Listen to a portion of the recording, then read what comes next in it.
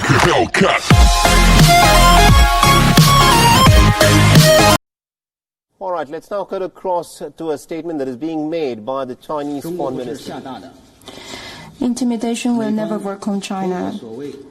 The U.S. wants to use the so-called sanctions to obstruct China's legislation process to safeguard national security in Hong Kong. Such attempt stands no chance to succeed. Regarding the wrong moves by the U.S. side, China will take necessary retaliatory measures to resolutely safeguard our national interests. Next question.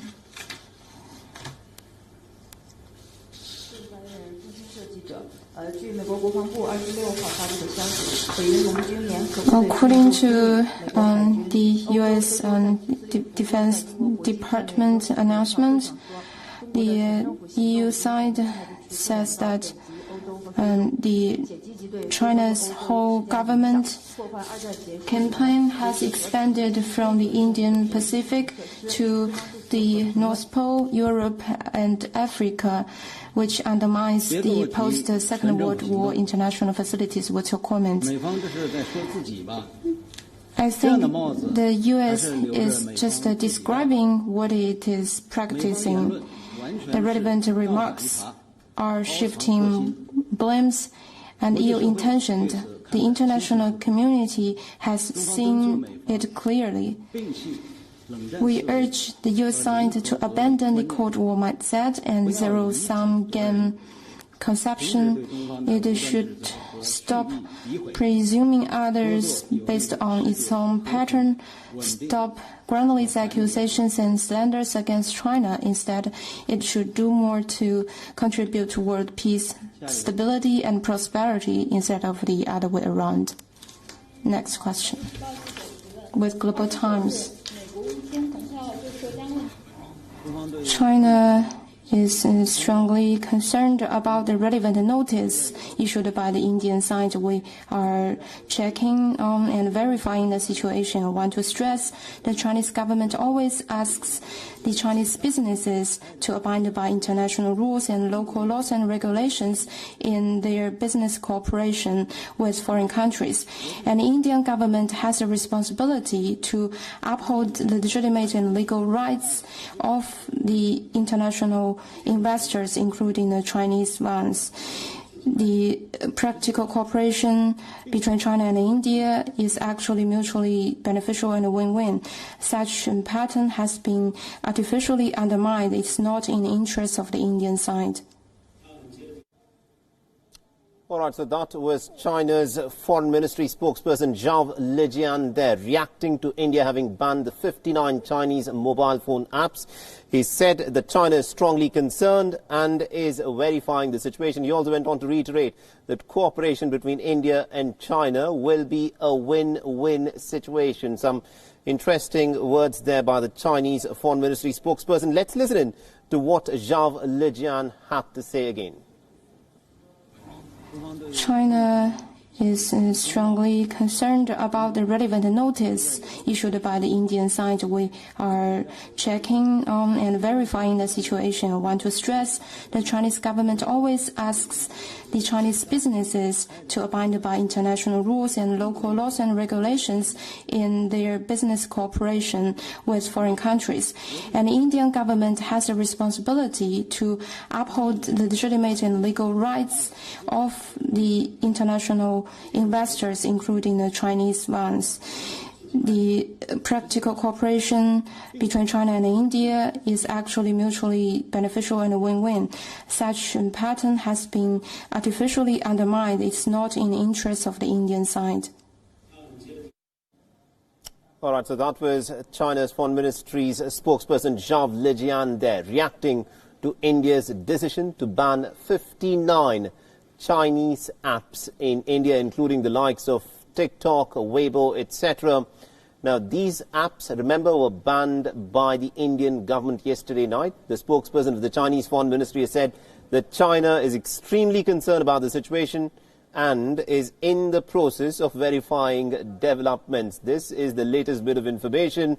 He also went on to reiterate that cooperation between India and China is going to be a win-win for both the nations, perhaps in some ways displaying some amount of concern in terms of what this would mean financially for these Chinese mobile app companies that have made their fortune because of the manner that they have expanded in India. Remember, TikTok, the most successful of all Chinese apps in India. It is used by well over 100 million people actively on a month-to-month basis.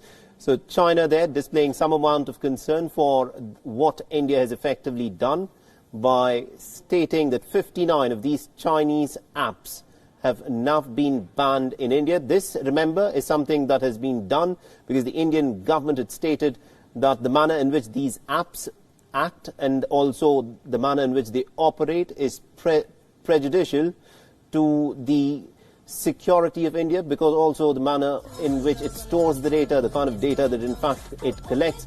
And these are some very serious concerns which the Indian government has put forth. And with this, in the aftermath of the standoff that has taken place in Iraq, the Indian government has decided to take this move, which it appears to have perturbed the Chinese establishment. So let's listen in to Zhao Lijian, the spokesperson of the Chinese Foreign Ministry, reacting to India having banned the Chinese apps in India.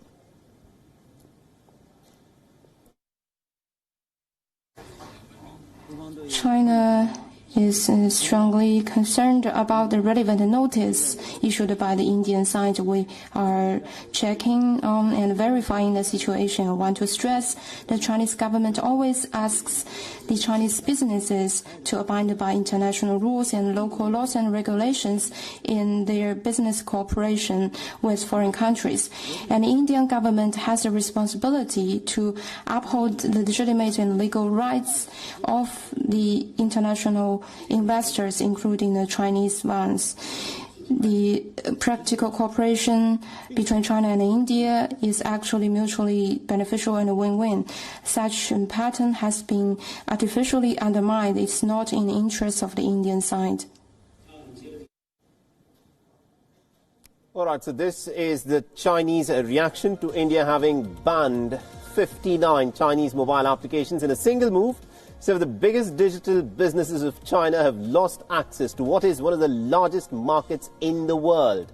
TikTok, UC Browser, WeChat, Weibo, Viva Video, WeSync, ShareIt, Beidou Maps, etc. All of these Chinese applications have now been banned in India, and as per experts, this is of course going to be a major blow to China's digital Silk Route, and this is a concern which the Chinese spokesperson has also stated. Now, India has said that these apps are engaged in activities that are prejudicial to the sovereignty and integrity of India. New Delhi has also said that the move will safeguard the interests of crores of Indian internet users. It is a massive move. It is unprecedented in recent history that apps that are so popular, such as TikTok, have now been banned. And these banned Chinese giants will most definitely feel the pinch after being booted from the Indian market. Now, here's what some of these Chinese companies stand to lose. 120 million users would have disappeared from TikTok's global directory. UC Browser would have lost nearly about 130 million of its clientele. ShareIt, the popular file transfer app, was being used, believe it or not, by 400 million Indians every single month. And this represents a huge market loss for these apps. WeChat is also set to lose nearly about 200 million users. Although the app never really caught on with the Indian public. In India, WhatsApp is what works, but WeChat was the Chinese equivalent, although it was much more in terms of its applications than what WhatsApp is presently capable of. Now, these are also the companies who depend on a massive user base to attract advertisements and subscription payments. The loss of a market with almost about 550 million potential users is a big blow to these Chinese tech companies. Now, politically, this also sends across a strong message to China. India has clearly drawn the battle lines, and this is a digital retaliation for the Chinese aggression at the border. Now, what India has hit at is China's soft power. China views technology as its stairway to becoming a superpower, and banning these Chinese apps will mean nipping these ambitions of China in the bud.